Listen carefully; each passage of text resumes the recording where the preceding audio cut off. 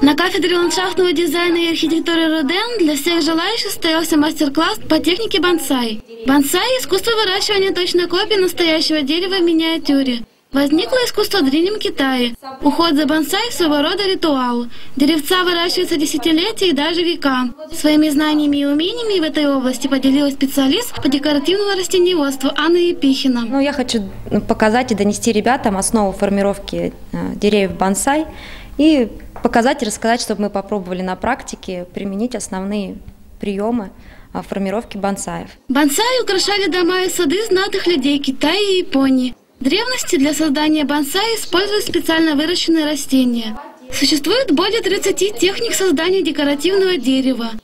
Основные стили, имеющие японские названия, это тёккан – классический стиль, шакан – наклоненное дерево, кенга – стиль каскад и шицуки – стиль дерева, укоренившийся в камне. Каждый мог выбрать тот, который подойдет лично ему. Участники с большим интересом высаживали заготовленные растения, следуя инструкциям мастера. В конце мероприятия студенты были полны энтузиазма.